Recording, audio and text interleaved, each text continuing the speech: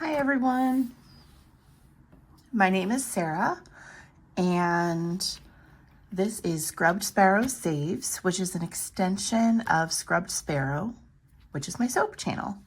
A little bit of information about me, and I will put pictures up to go along with this. First of all, I am mid-40s, not married. I live on my own and I have kidney failure and stage renal disease. So my main source of income is Social Security disability with a little bit of side hustle here and there from making soap and now hopefully starting this adventure. I have been on a budgeting journey and cash stuffing journey since May of 2024. So I am not brand new to it.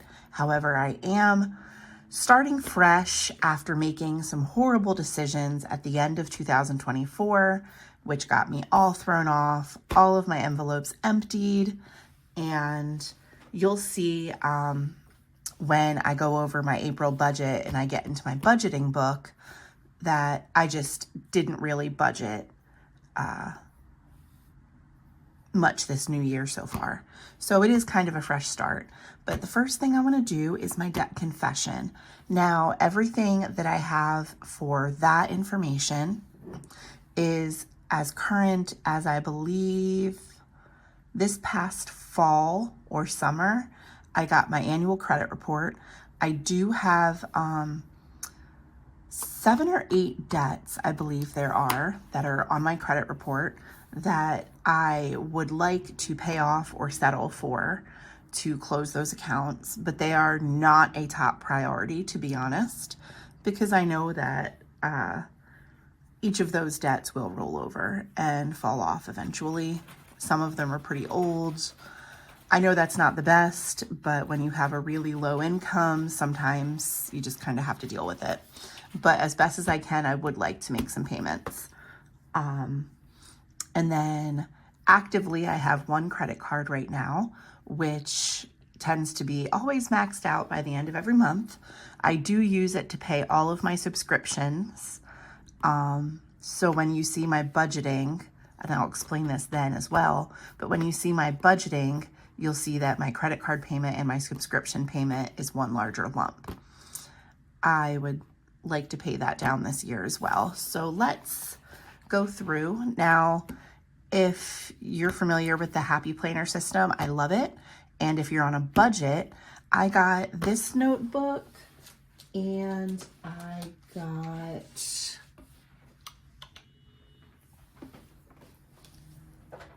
this notebook on clearance a while ago, last year before I started, from Joann.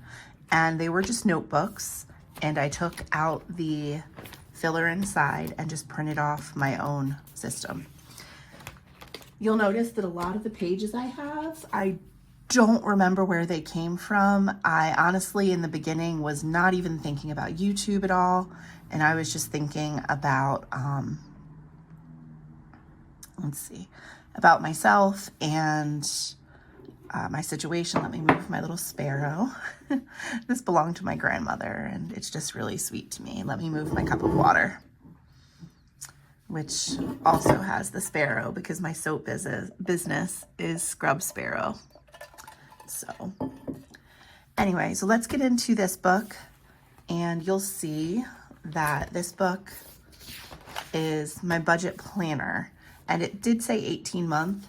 And to be honest, I looked through all of my 2024 stuff and I should have kept it, but I just got so frustrated with myself and with what had happened that I just threw it away. So we really are in fresh start territory. So in here, I believe this whole kit came from a blog and it was like I could download the whole kit. So that's pretty much what I did. And then I've adapted other printables that I found for free online. So the first one here is goals. And let me zoom you in. Whoops. Okay, and let me move you down. So my first goal is to pay off my furniture. And that is a debt that I have of about $1,136. And the deadline for that is the end of January of 26. My plan for that is that I'm paying $50 a month in February and March. In April, I would like to pay $75, and I would like to up that to $100 from May through January, plus additional savings challenges and minis that I would like to go towards that. My second goal is to pay a personal loan that I have for $750, and actually I don't have whiteout with me, but that is $900. I was incorrect. And there is no due date with that. It is a trusted friend that I'm in good standing with, and he knows my income situation, and so minis and challenges, and to budget when I have the ability. The hard thing is that my budget doesn't really change right now, and it hopefully will in the summer when it's farmers market season, but for right now it does not. So those are those two goals, and if I flip it over, I wrote in a few more. So the next goal that I have for this year is a $500 emergency fund, because I do not have that.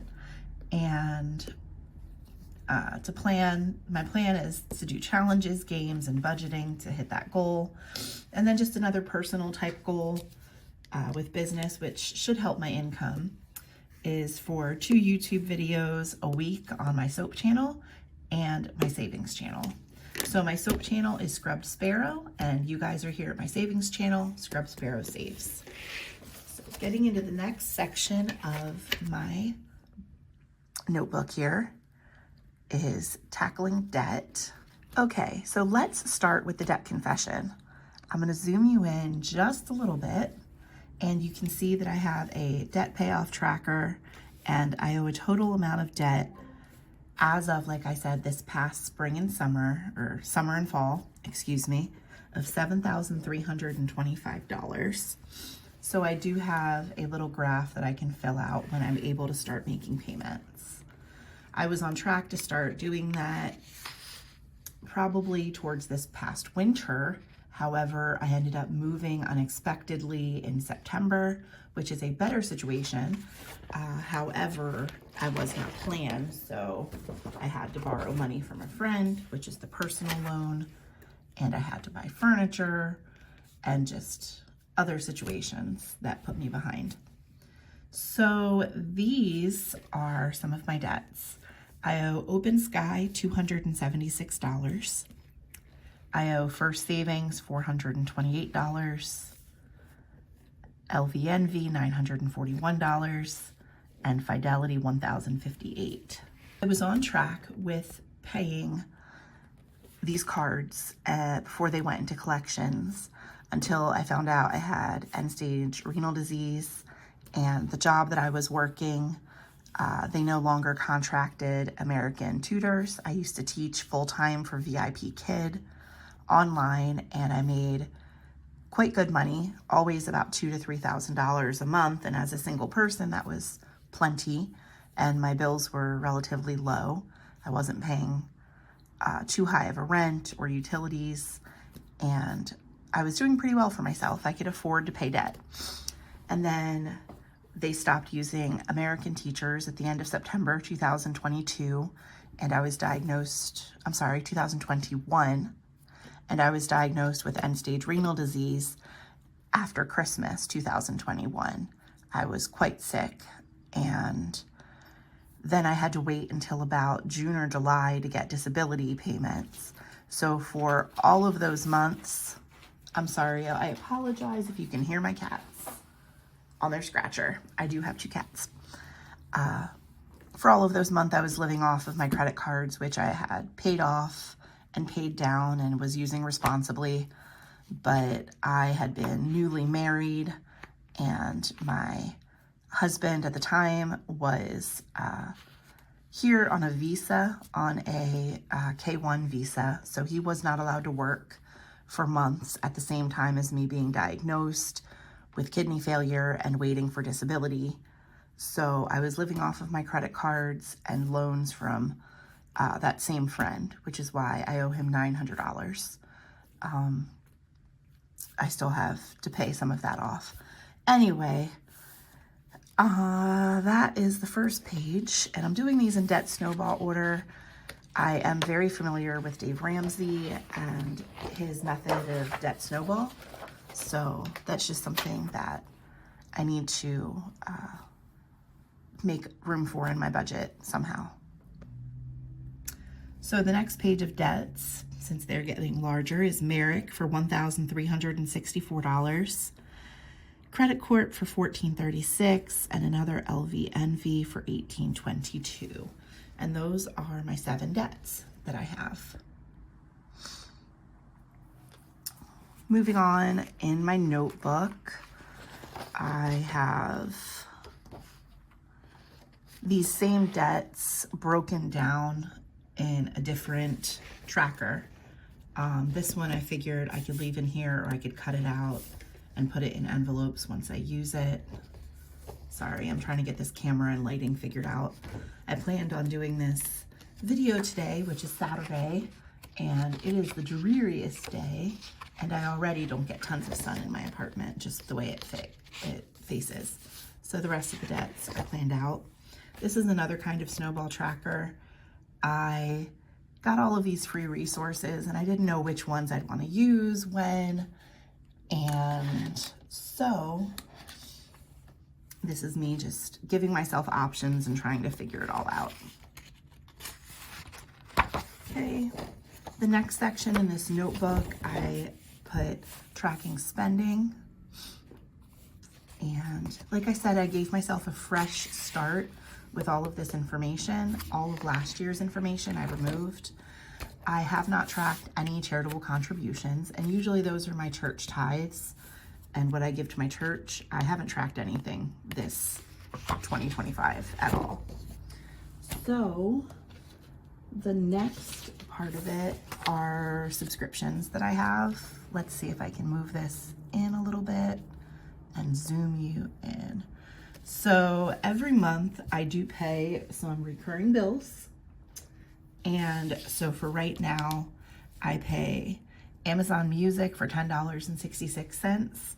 Some may see it as a luxury. I like listening to full albums, and I also, I signed up for it thinking that it would be great to listen to music. And then I was also interested when they added Audible to it, that you could listen to one Audible book at a time, as many books as you would like throughout the month. You just don't own them, like if you have an Audible subscription. So I did cancel my $16 a month Audible subscription several months ago, and I've been enjoying having Amazon Music. Amazon Prime is $7.46 per month for me, and it is so affordable because I do get government assistance. I have Medicaid, and I have a small amount of food stamps that I receive. Canva Pro, I've always kept a subscription for this. I would like to make it annual eventually, but I use it all the time making labels for my products with my soap, and also now designing budgeting things, savings challenges, etc. Hulu, I pay $18.14, and that includes Max and Disney Plus, and I feel like that is just a generic good subscription for me to have.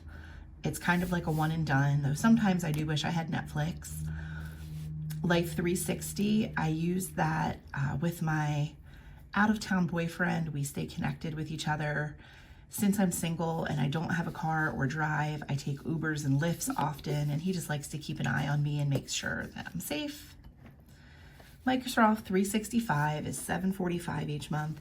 I wish I did not have to pay to own Microsoft. I'm actually, consider me old school, I am 42, but I do not like the fact that you don't seem to own anything ever anymore, and you always have to pay subscriptions. If you know a workaround around Microsoft 365 that still allows you to use all of the programs freely, please let me know. I believe I had their $1.99 a month plan, but it did not allow me to use all of the programs that I wanted, or there was some restriction somewhere. Walmart, I do have Walmart Plus. I should probably put the plus in there. So I have Walmart Plus. It is $6.91 each month. It is a reduced rate because, once again, food stamps and Medicaid due to my limited income. But I do think that it's worth it because between Walmart and Amazon delivery, Walmart free delivery saves me from having to take Ubers back and forth or ride the bus, which can sometimes be daunting with a lot of groceries. And right now I do have a YouTube subscription for $15, and that is something that I find worth it. So this page is just recurring balances, recurring bill tracker. You can list the days that you pay it, each of them. And I listed this by alphabetical order. I should have listed it by the date. However, you can check box that you pay it each month. And you can see the subscription that I have is to Snow Gardener 307. It just started. And so I did not pay it in January or February, but I did pay it for March. So let's zoom back out and go to the next section. Sorry if you can hear my cats. They're playing, fighting, something. I'll show you guys pictures of them here. Sombra and Asher are my two cats. Asher is the gray and white cat. He is 7 years old. Is he 7? He is 7. He'll be 8 next month. And Sombra is 12, and Sombra is 11, and he will be 12 next month. Whew, sorry. So the next page is a bill tracker. And so Capital One is my credit card, and Synchrony is my furniture. This is their due dates, and this is how much is paid on them. And Synchrony is an auto payment that will come out on the 2nd, and Capital One, I did my budget for April, and Capital One will be a $100 payment that I will make most likely on the 3rd, since I get paid on the 3rd of the month, most months. So that's that, and this is for the first half of the year, and then I can flip the page over for the second half of the year. And if I have any other recurring bills, I can list those. I don't list rent here because I pay my rent automatically. I don't need to write when I pay it. I keep the receipts. So that's just kind of an automatic thing for me. Where I lived before, I used to list water bills, etc. And here, all of my utilities are included with my apartment. So this next section is called Boosting Savings. And this is nothing right now, to be honest. I have not started my $500 emergency fund, but when I do start that, I can list the transactions as I save and put money aside or play games and challenges and minis and finish them up. I can list those here. And then eventually I would like to have a $1,000 emergency fund, same thing. And sinking funds trackers, I do not have any of these filled out, but I have several pages worth that I can use for high priority sinking funds. I don't think I have that many high priority, low priority, and then I have extras for personal, which this is going to be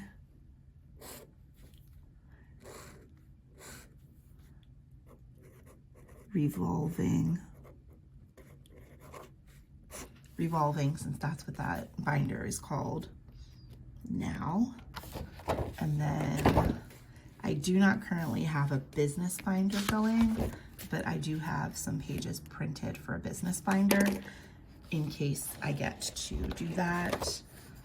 There are savings trackers here, which I can use for minis and savings challenges as I complete them.